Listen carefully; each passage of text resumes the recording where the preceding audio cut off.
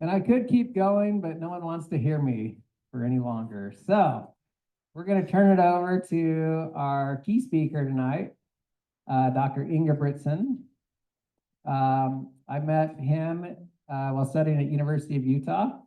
I think I met you in your cardiac rehab lab that you used to run. He's got some amazing health experiences, but also some even more amazing individual experience and conservation experience. He had the opportunity to explore some of Utah's treasures before they were flooded by the placement of dams. And with that knowledge and the view of some of the beauty of our natural resources, he founded the Glen Canyon Institute. He founded this to promote discussion, develop science, create library images, and try and prevent further destruction of our natural resources moving forward. So with a big welcome, Dr. Richard Ingebretsen.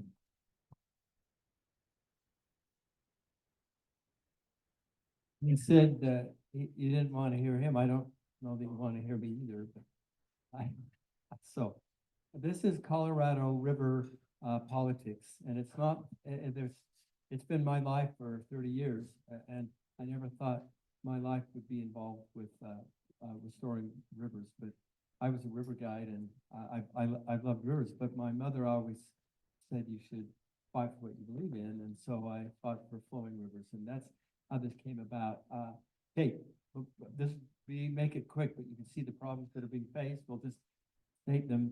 Anytime you give a talk on the Colorado River, you start with that picture. If you don't know, that is the basin where every drop of water lands, it flows into the Colorado River. That is in time in memoriam.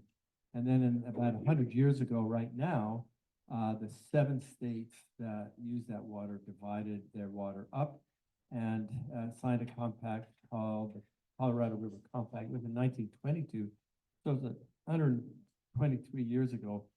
But if a couple of things I want to show you is they made it into 2 basins.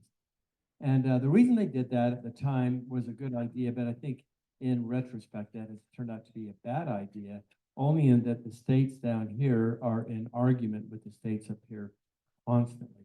And it's put them at odds with each other rather than agreeing to kind of divide the water. So I think if they could go back, they probably would have gotten rid of that line right there and just made it one big basin and talked amongst each other. The other thing I want to point out to you on this map is right over here is the city of St. George. I'm going to talk about that in a minute. But St. George is trying to get water out of Lake Powell. But you notice there, St. George, Utah is in the lower basin. And so that, I just wanted to mention that because that's going to add to the complexity of how they're trying to solve the problem. Let's see, one button is red. Does that mean it explodes or is the green? Oh, it's green. It's not that hard, but okay, there we go. So I'm just going to tell you, there's not going to be a test on this, so you don't have to memorize this, but when they divided up the water, they assumed that there was 16.4 million acre feet. That was in 1918 when they finally came up with that number. That was way more water than was coming down. So they divided 7.5 to the upper basin, 7.5 to the lower basin. And then later on in 1944, someone said, oh, well, there's Mexico. And so then they had to add 1.4 million into that. And then the Native Americans said, well, what about us? So they gave them 2.4 million acre feet. They've never been able to utilize it. So I didn't put that up there, but we've really over allocated this river, and this is going to be a problem. So you just get an idea. So you need to know in the West, in the arid West, not so much up here, but in the Southwest, we drink snow. And you think that that's kind of a silly statement, but we capture snow runoff. People who live in the Northeast and Northwest, they get rain all the time. They drink rain, but we drink snow, and it melts in the spring, as you know, and then it comes downhill to the ocean. And communities downstream use the water, and if they claim it, we'll talk about this in a minute, they own it. And this puts the fear of everybody into rivers. And it doesn't matter what river, rivers go downhill and it flows to people down there, and they say, well, that's ours. And so the tendency has been and always been to building dams to stop that. So people live upstream build dams, big, little, small, whatever, to capture water so the people downstream don't get it. States, counties, countries fight over this. It's just a natural issue. So the Colorado River, that happened, and they were so afraid of the lower basin getting extra water, they built Glen Canyon Dam just to stop the water. And we'll talk about that in just a second. So this is the thing that governs water anywhere.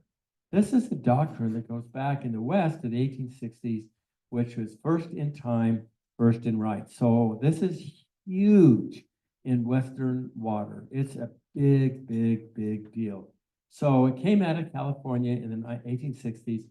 They called it the beneficial use. So if you're using water for use, for the beneficial use of the people in the area, you get it. This was then made in law in 1872. So this encouraged westward expansion. So who has rights to Colorado River water? These people. In the southern Mojave Desert are farmers. And over the centuries of time, over the millennia, the millions of years, the Colorado River, let me pointer if I get it. Wait. There. So the Colorado River down here just would meander back and forth, and it deposited rich deposits of soil. Well, the farmers caught on to this in 1900, and they went in there and started a farm, and they took, which one was it? They took a canal and put it over to where they were farming, which is now called the All-American Canal, and they claimed the water, and they were the first. Absolutely the very first, no question about that. But that now supplies water to those people. There's only hundreds of people that use it. 3.1 million acre feet of water. Remember, we were talking about dividing up 16 million acre feet, which it isn't there, but just you get an idea. The upper basin gets 7.5, the lower basin gets 7.5, and these hundreds of farmers get 3.1 million acre feet. This is more than Nevada and Arizona's total allotment of water. Now you think, who is this doctrine of first in time, first in right is big, and they collect all this water, but they have $1 billion industry in crop.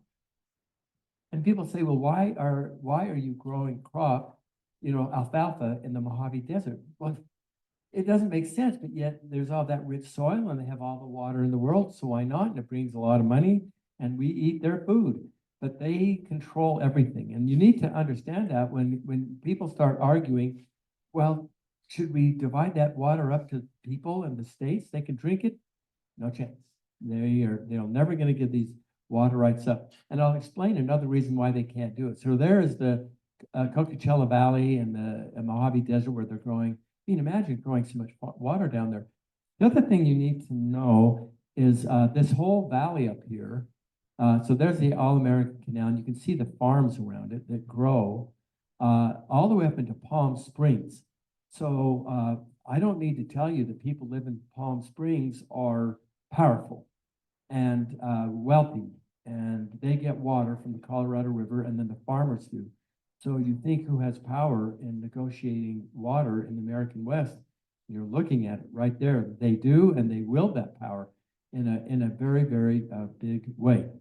So there is the Coachella Valley. That's Palm Springs. How many golf courses and lakes can you see in the Mojave Desert? They have over 130 golf courses there.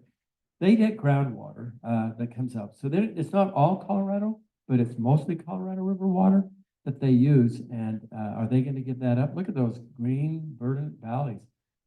Wow. And so, but they have rights to it. And that's just a fact. There it is. But here is a problem that is absolutely bugging everyone. It's kind of like you think you've cleaned your basement out, and you go, oh, it looks great. And then you look over there and see something that you forgot about, and you go, oh, shoot, there's that. Well, that's what the Salton Sea is. This was one of the most bizarre things that's happened in the canal that was feeding the farmers broke in 1905, and it broke and flooded for 2 years before anybody tried to stop it. And it created this massive inland lake in the Mojave Desert. It's now called the Salton Sea. And what's interesting about it is, well, everybody liked it. So they don't naturally feed it, but what the farmers do is just let their farm water go into it. Well, that's full of everything you can think of that you don't want to breathe and get in your food, all those organophosphates and heavy metals. So now this gets to be a problem. So first of all, it's sustained by the farmers. All their water runs off into it. So it stays full, it's there, and it's now like a resort place, and the birds use it like it's now like part of our culture. But the worst problem of it is what's under it.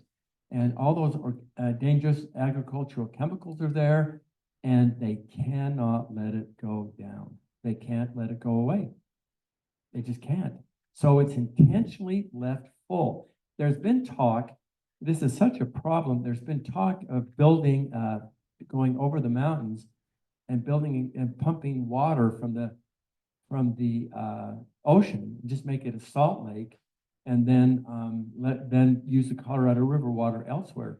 But that's going to be so many tens of billions of dollars to do it, to maintain it. And it's like, it was one of those things when they were supposed to, like, are you crazy? Is that a joke? Like, no, like they're really talking about this, but they can't let the Salton Sea go away. So now we've got the farmers who give us $1 billion industry, first in time, first in right, and you can't let the Salton Sea dry up. It'll kill everybody down there, and the people down there are terrified of this. All the way over to Phoenix, Los Angeles, and San Diego are terrified that the Salton Sea is going to dry up, so they don't let it dry up. We have a question here in the front. They cannot dry because it would aerosolize. Oh, yes, I'm sorry. It would aerosolize, sorry. If you let that go, they found this up in, when they drained up north when Mulholland was taking water out of Mono Lake, and then all the way down on the east side of Sierras, they dried up all those lakes up there, and just the toxins through the dust put it up. But this thing is a toxic nightmare. Like, nobody wants this to drain. Keep it underwater, we're fine, but if they don't, because it will aerosolize it, the winds, all the Santa Ana winds will come up, and this is like a real serious health problem. So there it sits, and they can't let it go away. So not only, I mean, you'd think you could go to these farmers and say, let's give you $100 million, move you to San Diego and Santa Barbara, and we'll build you a house, and just give us, in time that would make sense, but they can't let the Salton Sea dry. So that's in there, and it's like, what do you do with that thing? And so there it is. Well, then Mulholland was scaring everybody 100 years ago, because he was, I mean, talk about a force of nature. This man took water from everywhere, and he grew Los Angeles today. All of his laws and all of the things that he got through maintain Los Angeles and a lot of the areas around there. I think there's a slideshow. So this is kind of what he did up in, I think. So he went up to the Owens Valley and got the water from up there through the California Aqueduct, dried up Mono Lake and Owens Lake, which produced a lot of toxic things. Finally, they went back and said, you can't dry those things up because it's dangerous. And so Owens Lake now has a little bit of water in it, just so that the dust doesn't fly up into the air. And this is the Los Angeles Aqueduct, which comes out of Sierras. And here's the Colorado River Aqueduct, not down there at the Salton Sea, where we talked about. This is the one that comes out of here. So this is what provides the Metropolitan Water District. I think I passed over. Okay, we're good. So anyway, so here's the problem. So now it gets complicated, right? But this has been my life for 30 years, and I just sit back and I go, my heavens, how did we get to this? But it is complicated.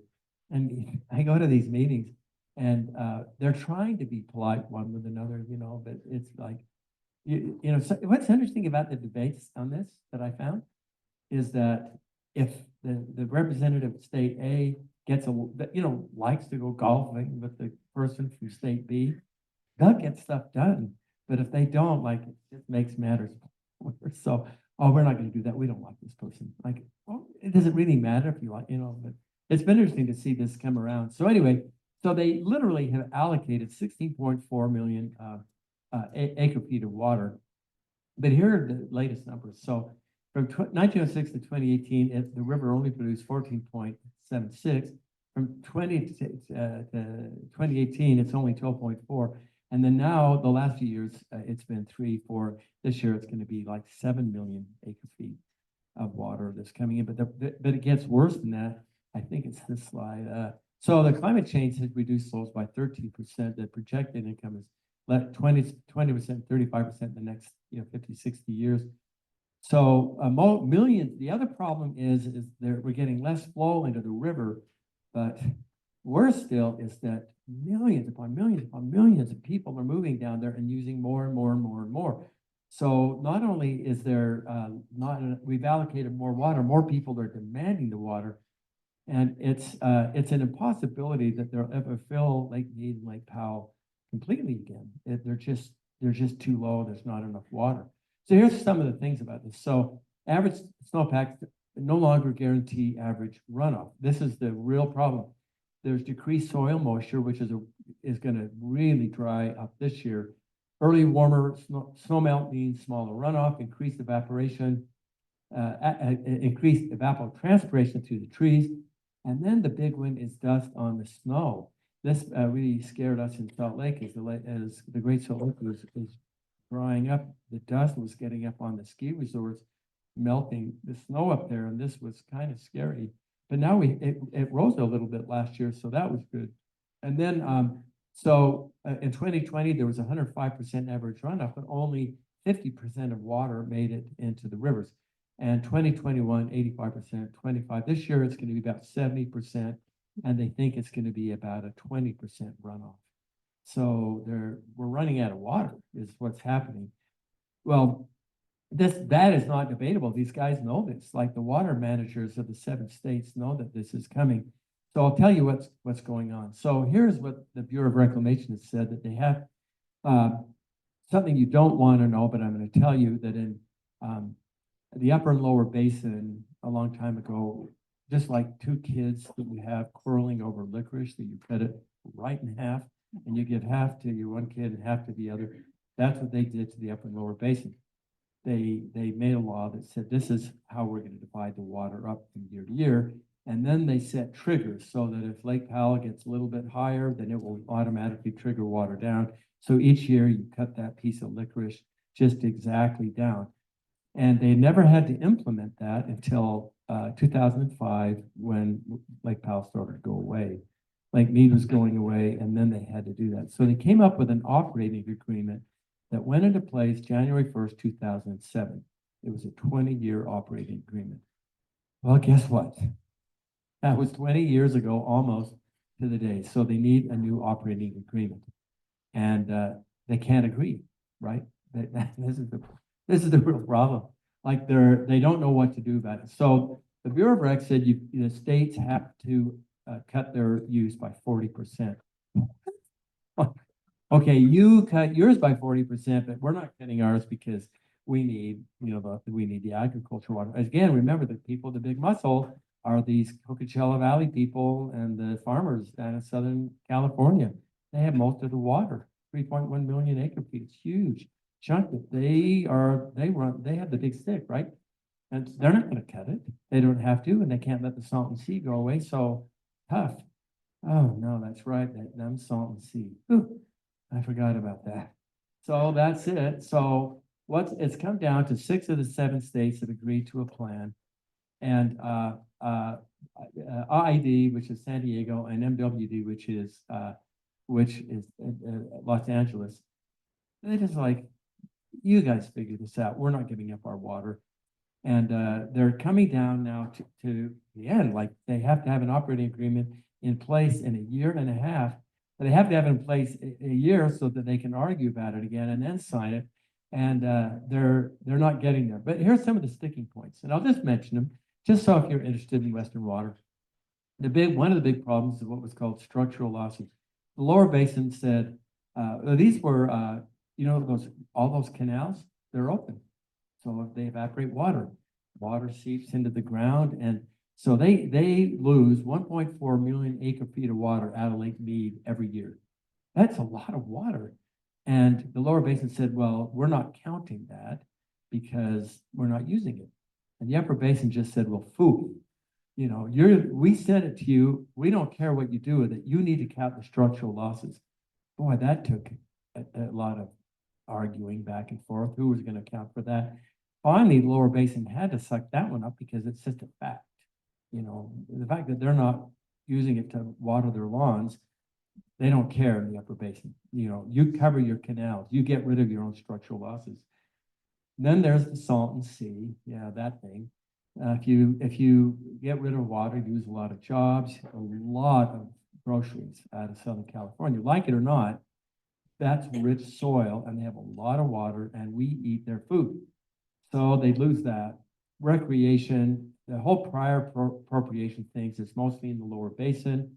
The whole law of the river, the Colorado Compact, the political power of the lower basin is insanely more power than the political power of the upper basin. And the upper basin knows that. And so it's like they just dig in and say, we're going to fight over this. So here's where we're at, right? And a person like me, I just would like to see Glen Canyon and the Colorado River restored. I mean, like I'm a conservationist. My mom taught me to love the earth. And so I can just sit back and just kind of say, how about this, you guys? Or how about this? And last year we raised $300,000 to just do just that. But here's the deal. It's easier said than done. The biggest cities in lower basin, the upper basin, when they divided their water, they divided it by percentage, not by actual number. We get 7.5 million acre feet, but we only use 5.4 million acre feet. And the reason for that is, if you look, there's the Colorado River coming down, there's the Wasatch Mountains, there's the Colorado Rockies. We can't use it. The biggest city in the upper basin that uses Colorado water is Green River, Utah, which has 1,000 people, right? And we can't use it. So why are we all angry about this? Like if the upper basin isn't using all their water, I mean, there are farms in that area, but you can't get it over the mountains. There is a little diversion east of Salt Lake through the Starvation Canal, which puts a little water down into Provo and down towards Nephi. And then there's a little catch basin over here, which puts a little bit of water over to Denver. But you can't pump water up over mountains. I mean, you just can't. So we don't use it. We're using as much as we can. It doesn't get any better, but darn it, we're not going to let those thirsty people in the lower basin have it. You know, like it's not their water, it's our water, even if we're not using it. Because if they get it down there and they put their grubby little straws in there, they can say prior appropriation, it's ours. And they're terrified of that. That is why this isn't working. It's because if they didn't have that line, I think it would be easier to negotiate. That's my own sense. I think in retrospect, the two basins was probably a bad idea because now that line is the real problem right now. I think they could divide the water better. But if you look at the lower basin, they don't have that. They don't have these big mountain ranges. Phoenix, Tucson, San Diego, Las Vegas, Los Angeles, all lower basin cities, and they divided their water by actual number. Like we need it. We've divided it up and we want every drop. And the upper basin has it. And that's the only reason the system hasn't collapsed, is the upper basin doesn't use all their water. And we won't. I just can't. So as I said, San Diego or St. George wants to put a little pump over there to them, but they're actually in the lower basin, which puts a little interesting twist on how they're going to make that account. It's in the state of Utah, but it's in the lower basin. It's like, oh, and how we do it. So all the other 6 basin states have signed and said, we will not allow a single other diversion out of the river, and they will fight it. So it's like, just little things like, you can say St. George has the right. The upper basin hasn't used their water. St. George get it, but St. George is in the lower basin. But it's in the state of Utah. Oh my gosh, it just goes like these people that sit there and argue these things over. So that's where it's at. So, well, if it wasn't complicated enough, it gets worse. There is a huge, huge problem brewing. And this is where we're at. This is the scariest thing about it all. Glen Canyon Dam can fail. It's an unsafe structure. We did not know this. And this is what the problem is over the last 3 years. How I was alerted to it, I was driving and was listening to the radio in Southern Utah, and the radio came on and it said something like the lower basin has agreed to not let the upper basin deliver their delivery this year. I said, what? But they're crazy. Like, what are they smoking? Like, they would never agree to that. Like, why would the lower basin, with all their power and clout, just say, you can hang on to your water this year? So when I got home later that night, I got online and I read the monograph that the Bureau put out. And they said, this is what we're doing this year. We're holding on to water and we're doing this and this. And then that, like the second to last line, it was safety. The dam's going to fail. It's a scary thing. And I'll show you what they're scared of and where this thing is. I think it's heading. Where's the Glen Canyon Dam at geographically? Well, I will, it's right on the Arizona-Utah border. It is smack dab on the boundary between the upper and lower basin. It creates Lake Powell, second largest reservoir in the United States. It's a hugely popular reservoir, but here it is. The water managers are not so much worried about power. They're not worried about delivering water. They're worried about the structure of the dam itself. It can fail. And they have no idea. They just built it bad, is basically the way I could see it. It was built in 1963. It was built for this reason. Now, the upper basin will I mean, if you read the line on it, it says it's so that we can deliver our 7.5 million acre feet of water a year. But that's not why it's there. It's there so that the lower basin doesn't get more than their 7.5 million acre feet of water a year. And that's why it's still there. And you know, like prior appropriations is a real deal. I mean, I understand it. You send that water past that mythical, ridiculously bad line, in my view, they could say they own all that water. So they don't send it down. And so that dam sits there. It's a Glen Canyon Dam, Lake Powell is a political structure. It is functional that it produces some power, but power is a money issue. They could put the water in Lake Mead and produce power and write checks out of it. This is a water structure, but the dam is a political structure in that they don't want this to happen. Well, there's sort of the background look, so you can get a view of this. This is something you should know. I mean, if you look at the dam, it's, what is it, 564 feet, where's that number there? 563 feet tall. It goes way down deep. And 50 feet above are the spillways. And half the storage is in the upper 100 feet of it. It's built like a funnel, you know, like this. So once it got down to 100 feet in 2005, boy, it doesn't take much to just drop it down to nothing. And this is so you get these wild fluctuations right now. Like you get a little bit of runoff, it shoots up, and then by the end of the summer, it's down even lower. So just doing this, because right now, the reservoir is, I don't know what I did. The reservoir is down in this area down here. It's right in here right now. And it can drop really fast. Well, here's the problem. So if you look at these are these huge penstocks. They're gigantic. They're well designed. They turn these massive turbines and they produce power and they drain and they give all the water that the lower basin wants, but not a drop more than they deserve. It works great. But here is the thing. These little dinky things, these are the safety valves of the dam. They're tiny. They cannot anywhere near deliver the amount of water that is needed to the lower basin. They've had to turn them on a couple of times, not many times, and not for very long. And then they inspected them 3 years ago, and they've cavitated. They're wide open. They use them again, they could tear the dam guts right out.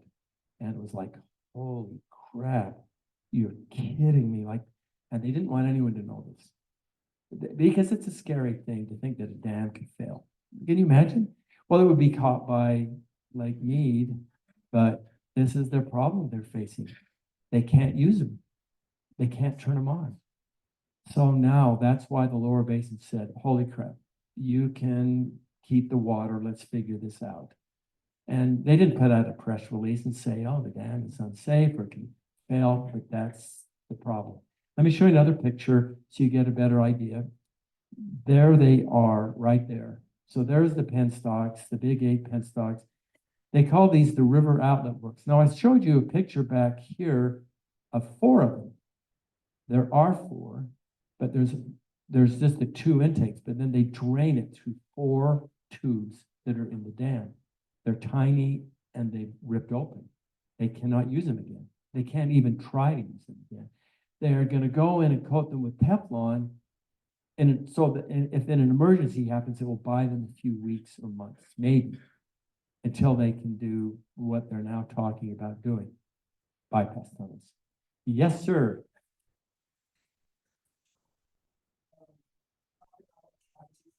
Oh. Because, I don't know if you read, is it the Well, you don't need, so cavitation is an engineering physics term that when fluid flows over something at a certain speed, it will bubble.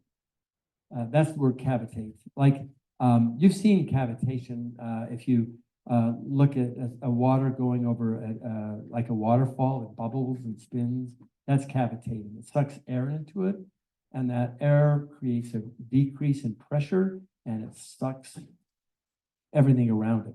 So cavitation might look pretty on a waterfall, but when you're trying to preserve a dam, it's flowing too fast and air gets sucked into it, it will create a real vacuum, and that will suck the concrete out. It did it in 1983 over the spillways. It cavitated those. They were able to go in and fix those with concrete, but they can't do it to these. They're just too tiny. And so it's cavitated when they've used it. So it's shipping out big chunks of the dam. They can't use them. They just can't open them up. So this was when it was filling.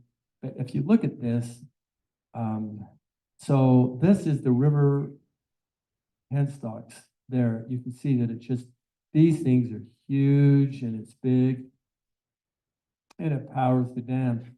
Then a few feet below it, they call that power pool. And if you, here's the river outlet works, which is called dead pool. It will suck through this and they shoot out here. The problem is if it gets to this level, if it gets to 20 feet above that, which is 3510, it will suck air into the power generators and that'll destroy it. So right now they have a single goal, the Bureau Rec in the States, is to prop up Lake Powell so it doesn't suck air into that it doesn't suck air into these and cavitate all of that out and ruin the generating stations, and then they can absolutely not use those river outlet works. They built the safety valves too high and too small. The only solution now is to build bypass tunnels, and that will end Lake Powell. They're just going to have to get rid of their. I don't see a solution. And where is the negotiation at on that right now? Let's see what the next slide is. I can't remember. So let me just tell you where the negotiation is on that right now, so you can get an idea. This is where it's at. Just last week or the week before, the Upper Basin states proposed the environmental impact statement that will govern the next agreement not to include the bypass tunnels, because they know that if they include it and they build them, it's over for them. So they're opposing it. But last week, I mean, literally last week, the Lower Basin said we will not agree to any agreement that doesn't include bypass tunnels as part of the solution, because they need their water. And that's where it's at. The Upper Basin doesn't want to build the bypass tunnels now, the Lower Basin does. And that will end Lake Powell. That'll end the dam. And once they build those, but I don't see any other solution to it. They just can't prop this water up in that thing forever. So that's really what's governing this. It's kind of like those people in the Lower Basin are very powerful. They're going to get their water, and whether they get it through the penstocks and with Lake Powell level going like this, going down, they're just going to have to, I mean, that's kind of where it's going. Friends mean everything, right? So what's why I got involved is I saw Glen Canyon before, This was the area that was covered. I'll just show you some pictures. These were from the sixties we hiked up. I literally hiked up this canyon as a boy before it flooded. We went with our scout troop up there. That's going up to Rainbow Bridge. I was a little kid and they kept saying, well, this is gonna be underwater next year. Why? Oh, they're just building a dam. Why?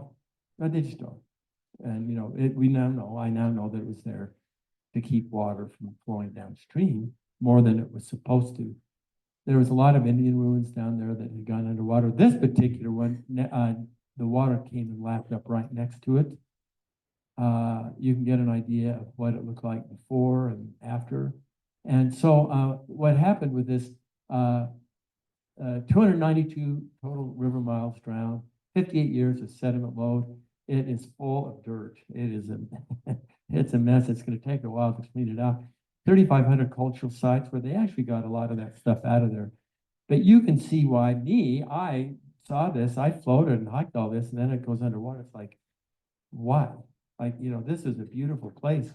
They shouldn't have had it. So I think that what I'm doing, when we got into this, my mother called me. She'd read an article about it in the paper. I think someone said that Richard Ingebretsen was nuts. And I went, oh my gosh, my mom read that. And so my mom called me the next morning and she said, Rich, I was sitting getting my hair done and Marion Baldwin said that they called you nuts. And I said, well, Mom, like this, and she thought, and she explained, she said, you have my support. You're doing the right thing. But you get your mom's support to do something, right? And so so since then, and anyway, so the Grand Canyon has been decimated by the dam. It's put clear water where there's supposed to be silty water. Those fish down there need the salt, the sediment. They don't need clear water. And so there's all these species that are endangered down there. There are recovery issues to do it. So then the question comes, well, here we are, do we need it? And our argument as an environmental group, a conservation group, is no. I mean, we understand the upper basin, worried about it, but here's the deal. We're almost, I got to quit.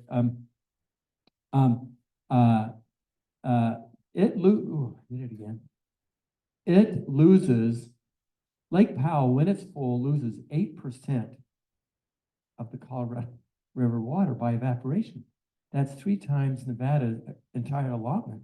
Like, do we need this thing out there? We actually need it. It's filling up with sediment at an alarming rate. It's covering things. The dam is unsafe. Do we need it?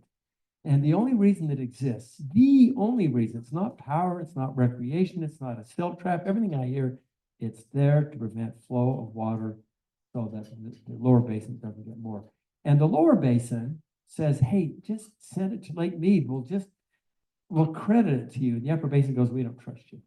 No, you can trust us. I don't know. That's why I think that dividing line was a bad idea. I think that they could have done a better job without it. Anyway, so the idea is filling Lake Mead first. That's what we told them. Just, hey, you guys, just keep Lake Mead full. Use Lake Powell as a backup. If put the bypass tunnels in. And so they said they listened to us. And we actually gave them the initial drawings for the bypass tunnels, and they took them, and now they know where they're going to build them, and they've come up with the initial estimated cost. It's peanuts to build those things to what the money they spend. Billions and billions upon billions of dollars rest on this. And these are going to be like $100 million. I mean, it's nothing to these people. It's like you fill your gas tank. This is what this means to them. They can put it in easily. It's just there's so much political. Anyway, so an updated way of looking at restoring Glen Canyon is to keep Lake Mead full, generate power down there, and if the upper basin says, well, we want the power, just write them a check. That's all they want is money. Like the power can be distributed, but the upper basin has money. Well, we'll put our water down there. You generate the power, just write us a check. And they go, yeah, that'll work. So it's not the power people. It really is the upper basin terrified. I don't necessarily blame them. So, we're right at about this. The number changes a little bit, but you can see 25% full. Lake Mead's about 26% full. So if you put all Lake Powell water down in Lake Mead, it'd only be about 52% full, and it could easily manage this whole Colorado compact. They just have to agree to it, just words on paper. But they have to learn to trust each other. And they could solve this thing, I think, but they don't. And as I said, a lot of it, in my experiences, I've had these people say, well, I don't like that person from that state. I know that. You don't have to go have lunch with them. Just agree with them, just come up. So anyway, so you can see how Lake Powell is just, there it was, back in it filled all the way up through Narrow Canyon. Now it's just completely gone. And what's interesting about the restoration of it, people say, is it coming back to life? Oh, absolutely. But every picture I'm about to show you was underwater. And you can just see how it comes back. The waterfalls, the flows. You can see the sediment. You can see the sediment on the side, but you can see it also going away. And you can see this was underwater. It's absolutely gorgeous that things are coming out. You can go down there. This will be something for kids and grandkids, and you can see as we hike through there. The side canyons come out pretty quick. Those flash floods get them out. The main corridor will take them. It'll never be the same, to be honest. But the side canyons will come back pretty nicely. One of the biggest surprise that we see is this thing. This was the second largest natural bridge in the world, and it was put underwater. I didn't get a picture of it to put in here, but this was Gregory Natural Bridge. And I went down 3 years ago with a bunch of friends, and we were almost able to hike under it. It had come out. It's filled up, but you can see this natural bridge is coming out. That's right beyond it, and that's beyond after that. That's called 50 Mile Canyon. So you just start right there. You get this, and you can see where the water was. This is coming back, and it's really kind of fun to see. One of the most beautiful structures was called Cathedral in the Desert. Oh man, I did something's wrong here. So Cathedral in the Desert was this idyllic place. This is my hands outstretched. We found it in 2005 where it came out, and then it came out. And there is the waterfall that had been underwater for 60 years, and it's flowing again, and it's getting there for people to go and see. Most people wouldn't put that underwater. My argument is, you can have Lake Powell just build me another Glen Canyon, if you want. I know it's silly. I mean, I'm the nice thing about being a Cyrano Rojak in this and tilting at windmills is I can. I have nothing to lose. I put a lot of effort, and we built this big, nice organization. We've had amazing people help guide us on this. Former commissioner of the Bureau of Reclamation has been on our board. We've had all these campaign managers and deans of colleges who really believe that the Western water needs to change for the sake of Western water. And so there's the waterfall again. So the laws are complicated, politics are complicated, but science and math isn't. I mean, so this was the guy who ran the whole Colorado River District, United States, and he retired. He said, look, build those bypass tunnels. He said, you can't fire me now because I'm retired. And he says, build them. He said, that's what needs to happen. And so he's actually been a really good help to us. And by the way, if you'd get 100 people from the basin in here, you'd get 100 opinions. Nobody. And that's the one thing I've learned with this. The science is pretty clear. I mean, the dam is unsafe. That's a fact. But, what should we restore? Where should we put water? Everybody has a different view. It is amazing to be involved with it. So we do a lot of, I'm going to skip through the rest of this. The one main thing is that here's the main channel. This is up in Cataract Canyon. You can see the water line of Lake Powell. That's all gone. See how that's restored? Look at those new rapids coming back. This is one of the biggest rapids. It had been underwater for 60 years. And you can see the upper level of Lake Powell up here. Look at that rapid coming back. Isn't that beautiful? And it's fun if you like camping and going riverling and going with family. It's just a beautiful thing. That will never go underwater again. There's just not enough water coming in and too many people using it. That is Gypsum Canyon Rapid. So there we are. So our goal is really to try and restore a river. We think that rivers have value in the long term, that nature is really good at providing water downstream. All the laws that have been set up don't really fit very well. And now that the dam is unsafe, I don't know where this is going to end. I really don't, because in a year and a half, they have to have that document. And just every week when we get involved with them, and by the way, we have a really good relationship with these people. We are not antagonistic with them, and we've given them a lot of science that they thank us for. We sit at the table with them and we discuss with them how a free-flowing river could help their system and the fill me first. I think that's what they're gonna have to do. I think that the problem now is the unsafety of that dam. And I'm curious to see how they're gonna deal with that.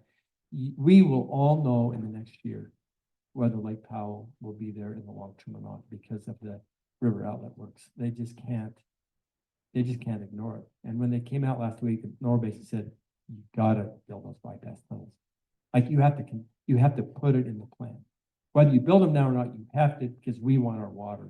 And I don't think there's any way around it. And that's another thing that they can argue over for a little while. So anyway, that's it. That's my presentation. I don't know any questions on Western water, boring.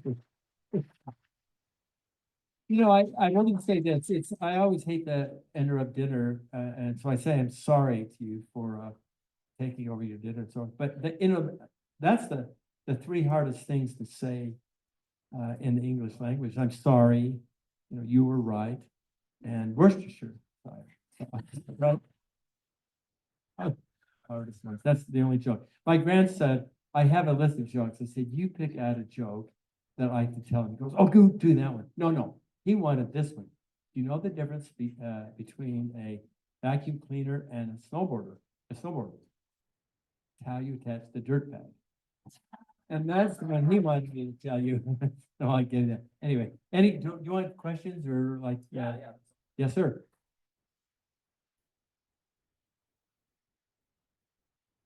No, should I say something? They dig it out with this huge machine. It's soft sandstone. They can have it done in a year, pretty quick. It's just amazing. We did that. We understand that the government is not going to pay things for. So we raise money and we say we need to know how much it's going to cost and how long to build those bypass tunnels. And then we hand it to them. And they go, oh, okay. So yeah, it's not what you think. I mean, it's a deal. But they have tunnels all the way down for roads down there. It's soft sandstone. They built those tunnels under Seattle and they have that big machine that does it, now. It's not as tough as you think. Yes, sir. Oh, sorry, that's wrong.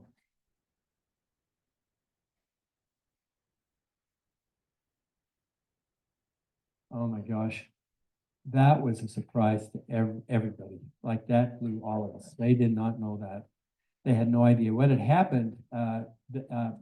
So it's like one of those things where the engineers had discovered it, but said, oh, we can't talk about this. Like you can't talk about a dam being unsafe. So they had known about it for a couple of years, but then it just came out. And then it was like, then I found out about it literally by reading the monograph and you read down, they're like, what are they doing? What are they doing? And they said, and for the safety of the dam, I said, what safety? And then they said, the integrity of the river outlet works cannot be guaranteed. And I went, what the heck? Holy cow, like you can't hide that from people. Like that's right? Like that dam, if they open those ROWs, they could go. Like, can you imagine reading a newspaper one day, Glen Canyon Dam fails? Like that's like a legit thing. And that's what's scaring everybody right now. And as like Powell keeps doing this, it just keeps, so they drained Flaming Gorge, they drained Navajo, they held on to water and they propped it up there might be the propping up an unneeded dam just because of that rule. You got a question? Yeah. Oh my gosh. So here's the deal. The Native Americans, they've not been treated well with this. They finally gave them their water rights, but the Native Americans haven't been able to develop them. And so sadly right now, they're not even included in the discussion. They're not even included because it's not because they don't think that they should be included. It's just that there's no water to get them to be included. And since they haven't used it, they're saying you are so far down the list on prior appropriation, like we can't, you just can't. And right now we're not, Mexico is not happy with us. And so they're not like on the table talking about this. They just want their water, and so it's going to be an interesting year and a half to see. And if they can't get this solved, the Department of the Interior has to solve it. But right now, the Department of the Interior is a leadership point.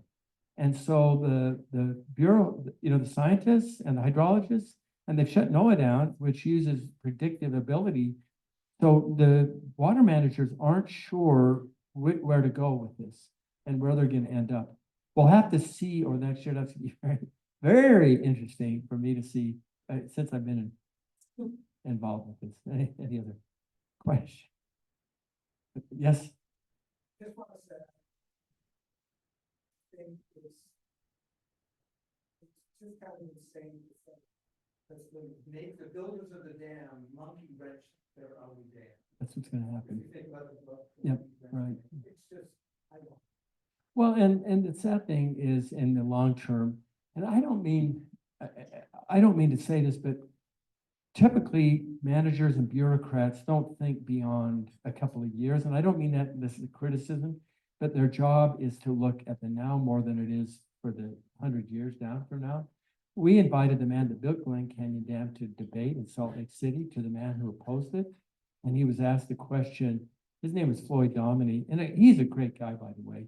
You know, I didn't agree with him on this dam, but he and I ended up being very close friends, all the way till he died. I went and had dinner at his home.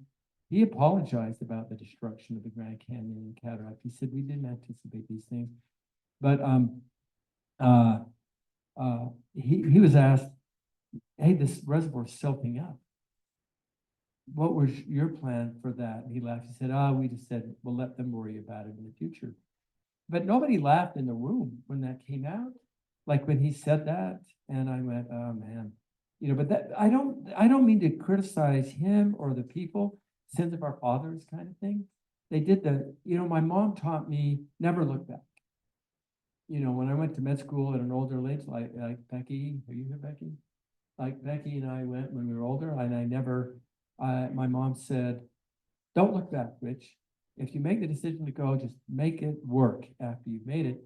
And I think politicians and managers do the best they can at the time and the data they have. So I don't want to ever go back and criticize people who made decisions when they were trying to do the best job that they could. Now, you could always go back in time and say, I wish they had not done this or that. That's fine. But I'm reluctant to criticize people who were trying to do their best at the time that they had it. I wish they had more data, and I wish people could look to the future. But you know, you have to be careful, I think, when you go back, because behind is a lot of mistakes in our lives, in our country, and things. You know, they're doing the best. You had another question back there. I remember reading a wonderful book about water and that. I met him.